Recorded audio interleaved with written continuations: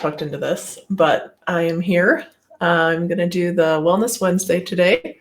I am talking about helping to raise our kids with a healthy body image and a healthy relationship with food. I do want to give a couple disclaimers as I start out. First, I'm not an expert. I don't have like a doctorate in this or anything. And it's not going to be comprehensive in the amount of time that we have. But I think it's good to get the conversation going and to touch on some things that we can do that will help not only our kids, but also us in these subjects. The other disclaimer I want to make is that my children are 10 and under. So I know that preteens and teens have more social pressure, more exposure to media, that sort of thing. And so if you have someone that's a little bit older and they're struggling with an eating disorder or they're struggling with poor body image, I would say go seek professional help. This is not going to be comprehensive for that. And you really need some support and backup for that. So those are my disclaimers. I am always happy to talk about this subject. So if you want to message me on Instagram or Facebook after this, or you can send me an email, it's just ameubank@gmail.com. And I'm happy to talk back and forth about the subject. Okay. I have Phil here, which I think is actually not helping me. I think I'm more nervous with him here because he's so good at this, but he is going to help me with like any comments or anything. If you guys do comment or have questions, I will try to get to them. I am not the best multitasker ever in the world. So we'll see how I do with that. Okay. So first I was going to talk about the aspect of body image and helping our kids to grow up with a healthy body image and to not always be obsessed with how they look, as is often the case with us as adults right now. I'm going to say first, I think that it starts with us. If you can deal with your own body image issues and deal with your own relationship with food first, that's going to help the most with what you pass down to your kids. So if you are having major struggles with this, again, I would say reach out to someone who is an expert and get help with that. I think that starting with ourselves and our own relationships with our bodies and with food is going to be the most helpful in what we pass down to our kids. The other thing I'm going to say is that I think that as a culture, we spend too much time obsessing about our bodies and what we look like. So one of the main things we can do is trying to minimize that. Affirming things in our kids that have nothing to do with how they look, things that have to do with, their brains, their character, that sort of thing. That's going to be more meaningful and more helpful for this conversation for them. Versus saying, oh, you look so cute today. You can talk about, I loved how hard you worked on this project, or I love seeing your helpfulness around the house, or whatever it is. Things that have to do with character and their hearts and their minds and how they're doing things for other people. The more we can focus on those versus how they look, the better. And I think this also goes for adults. If our first thing that we always comment on to other people is how they look, we're just showing our kids that that's the most important thing, is how somebody looks. Sorry.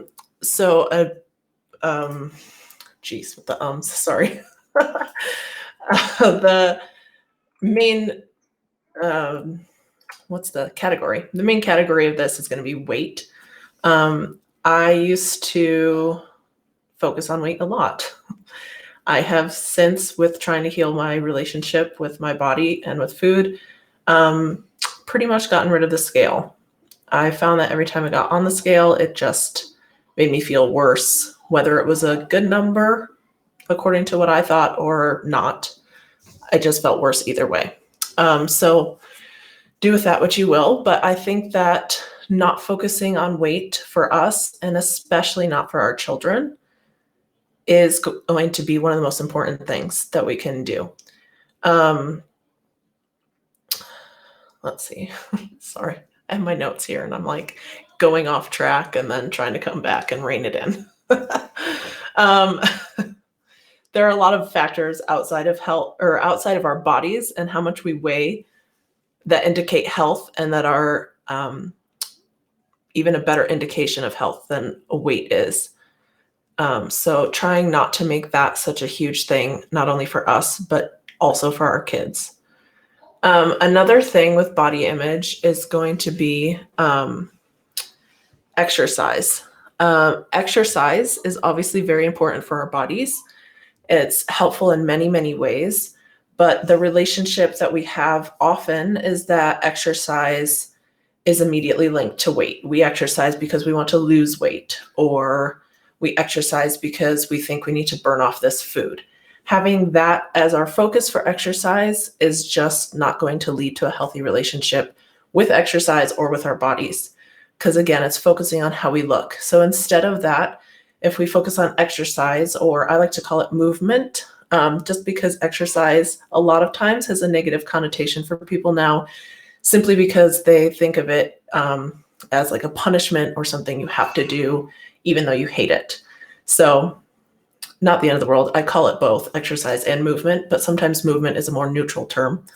But if we try to use exercise for the way that it makes us feel versus how it makes us look, it's just going to be a lot healthier relationship. So if we can pass that on to our kids when we are talking to them about exercise, and not have it be anything that has to do with weight, but let's exercise because it makes us stronger. Let's exercise because it helps us to sleep better at night. Let's exercise because it helps your heart stay healthy. It keeps your bones healthy. Exercise because it helps to reduce stress. Things like that. There's so many reasons and so many good feelings that you can get from exercising. And so focusing on that instead of having it be some sort of punishment or something that you have to do, especially for your kids, is going to help them to grow up with a better view of exercise and moving their bodies. There's a quote that I saw a while ago that I really liked about our bodies, and it said that what you look like is the least interesting thing about you. And I think that this discussion of body image kind of comes down to that, where it's just the least interesting thing about you. You know, what you look like, that's the first thing people might see, but that's not the reason that anybody sticks around. That's not the reason people have a relationship with you or are friends with you. It's because of your heart, it's because of your mind, it's your character, how you treat others, and that sort of thing. So I think that the more that we are able to focus on those things, the better it's going to be. And like I said, it kind of melded throughout this, where this also applies to adults. So I think that these are things that we can be working on. But even as we work on them and ourselves, we don't have to be perfect at them in the way that we think about them or talk about them in order to pass on good mindsets to our kids. So yeah, I might not be perfect, never will be.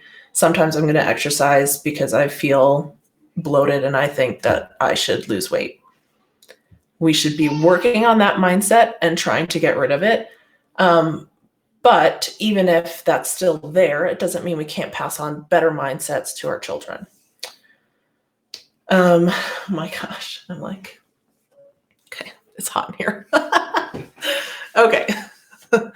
I'm going to move on a little bit. I don't see any questions or anything about body image. If you come on and you happen to have one, feel free to shoot it up there so we can discuss. Crystal said hi. Oh, Crystal said hi. Hi. Thanks for joining us. Here's the trickier one. I'm going to start talking about food relationships. Most of my discussion here has to do with the language that we use around food.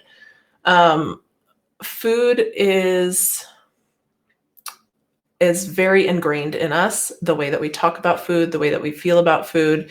I mean, you have food from infancy. So it's very ingrained in us and it can feel very personal. So I'm going to try to say all of this with as much grace as I can and know that I'm not coming from a place of judgment at all. If you talked about food to your kids in some of the ways that I talk about, is fine. It's going to be fine. We can all learn. We can all grow. Give yourselves grace and just, keep growing and talking. And really, this is just to get the conversation started and maybe to get you thinking about some things that you might not have thought about before. Also, I'm not getting into like picky eating and stuff that like food therapy would cover. I don't feel qualified to talk about that. So maybe sometime someone else will come on and talk about that. So first thing that I'm going to talk about is kind of the language that we use around food.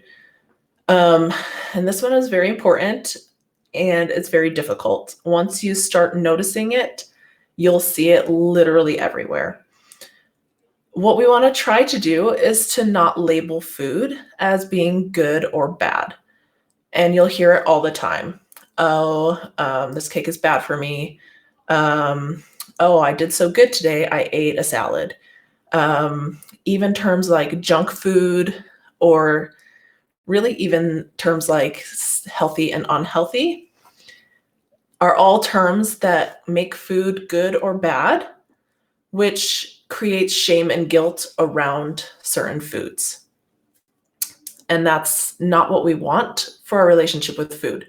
We don't want there to be shame and guilt associated with it. Food is not a moral thing. It cannot be good or bad. It's just food. And so we don't want to use the language around it that makes it so that it's good or bad. Because what happens is then that transfers to you, and you are suddenly good or bad based on what you ate. And you'll even hear that. We were like, oh, I've been so bad. I ate a cookie, whatever it is. And I mean, when you step back and think about it, it seems ridiculous. Like, of course, food does not make you a good or a bad person. And so we don't want to have that be what we pass on to our kids as well. We don't want it to be like, oh, you're a bad person for eating that. And while none of us are going to outright say that, that's what these words convey by calling something good or bad. Okay, so here's the thing. I know that people watching this are going to be thinking, but food is healthy or unhealthy. Like, how do we talk to them about that if we can't say that? Here's the thing. Yeah, sort of, but I'm going to say not. Yes, if you ate cake all day long, that is not going to be what's the best for your body. However, you ate broccoli all day long, that's also not going to be what's best for your body. And I'm willing to bet that pretty much everyone agrees that broccoli, if you're going to categorize it, is a healthy food and cake is unhealthy. But either one does not provide the nutrients that your body needs. Either one is unhealthy if that's what all you're eating. So that's why I'm saying get rid of those terms. And instead, what we can talk about is balance and use more scientific terms on how to talk about balancing your plate with your kids. So one thing I like to say to my kids, and if you're around them, you might hear this at some point. They like to they like to make sure others hear it. I just like to say food is food. All food has nutrients that your body uses. Some foods have more of certain nutrients than others do, but our bodies need a balance of all of them to stay healthy and strong. That way, it's not like, oh, this is bad, this is good.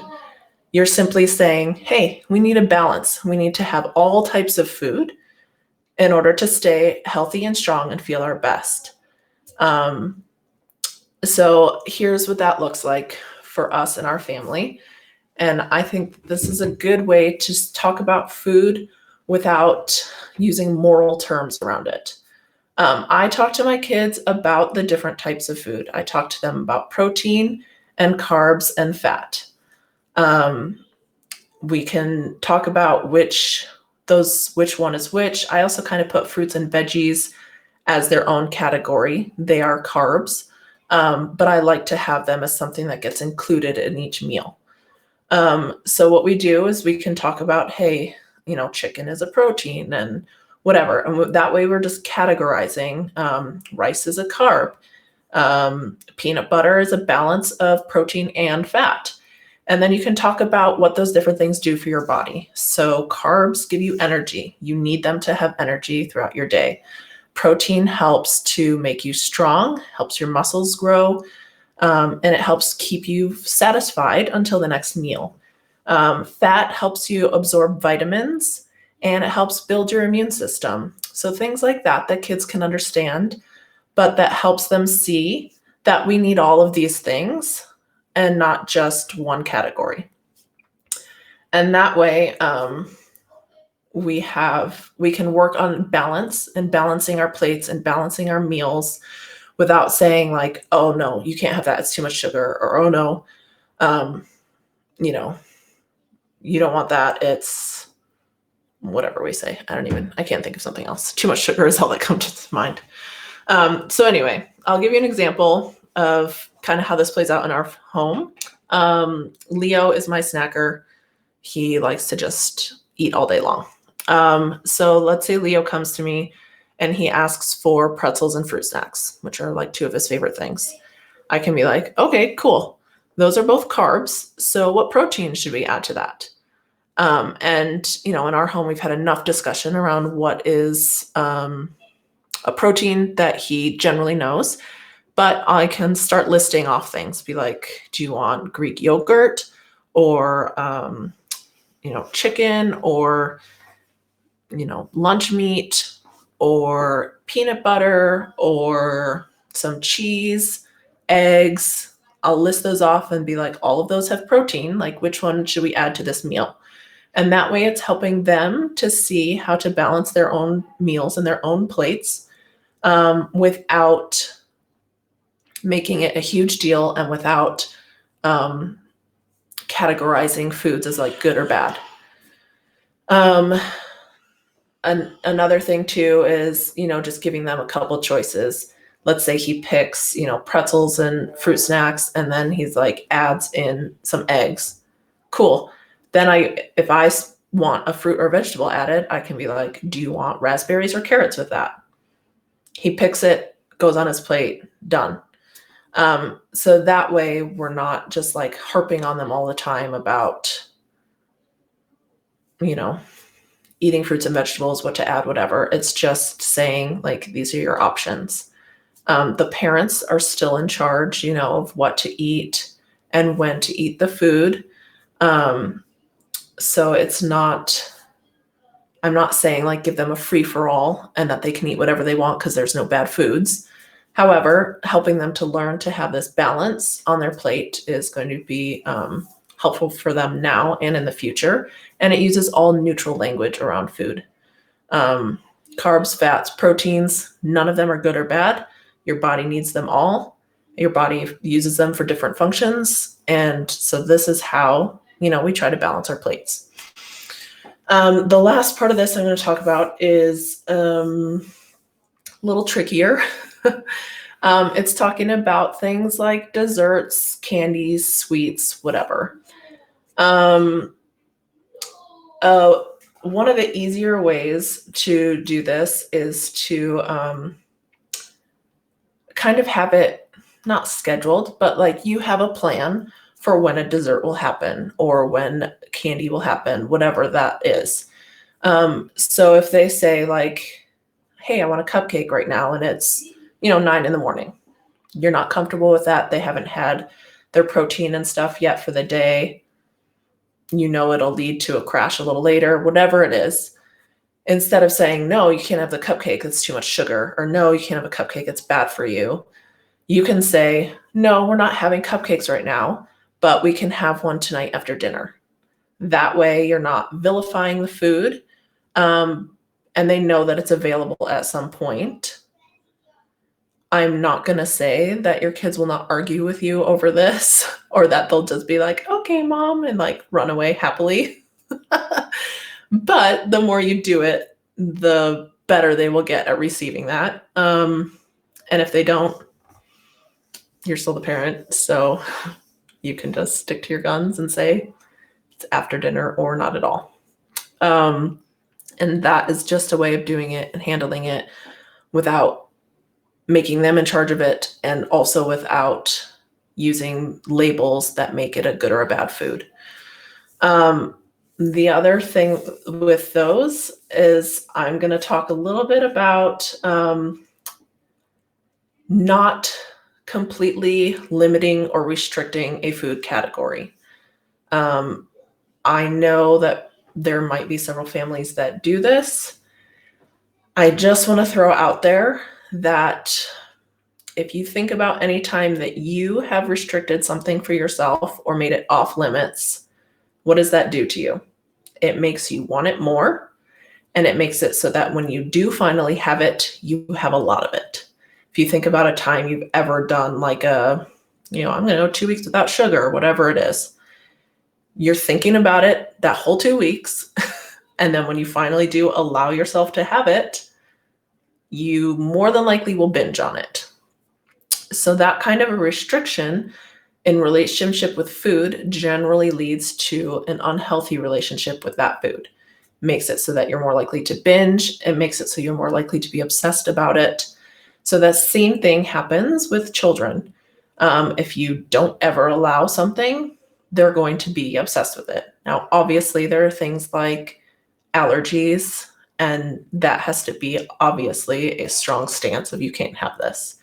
However, just eliminating foods to eliminate foods is likely going to lead to an unhealthy relationship with that food in the future for them, and make it so that they feel guilt around that food.